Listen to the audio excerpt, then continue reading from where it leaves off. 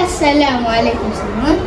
Saya Muhammad Aish Aiman bin Muhammad Azwan dari Skot TV PSS SK Sarawak South. Hari ini, jom bersama saya memahami apa itu bahan digital memperkasakan pendidikan negara kita. Menurut Kamus Dewan dan Bahasa, bahan digital adalah peralatan berasaskan data perisian seperti komputer, laptop dan tablet. Pendidikan adalah tunjang kemajuan negara. Dalam era digital ini, penggunaan bahan digital menjadi pembangkit transformasi penggunaan yang lebih dinamik dan berkesan. Oleh itu, Kementerian Pendidikan Malaysia di bawah kepimpinan Yang Berhormat Fadina binti Siddiq telah menggagaskan 7 teras utama, termasuklah dasar peningkatan pendidikan digital. Ada pelbagai kemudahan teknologi yang membolehkan kita mengakseskan bahan digital seperti laptop, smartboard,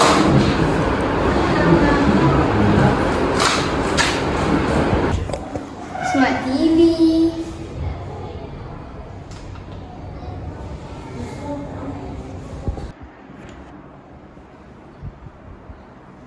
dan pelbagai lagi.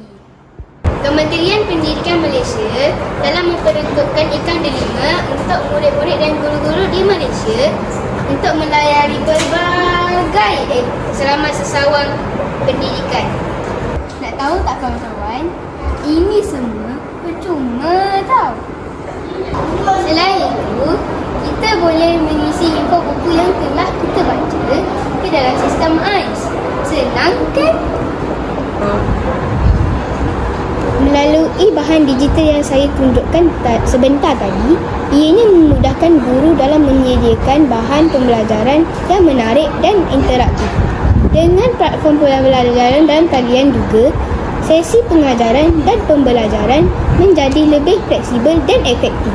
Tambahan pula, murid di kawasan pedalaman dan kurang berkemampuan kini dapat mengakseskan sumber pendidikan berkualiti tanpa halangan geografi.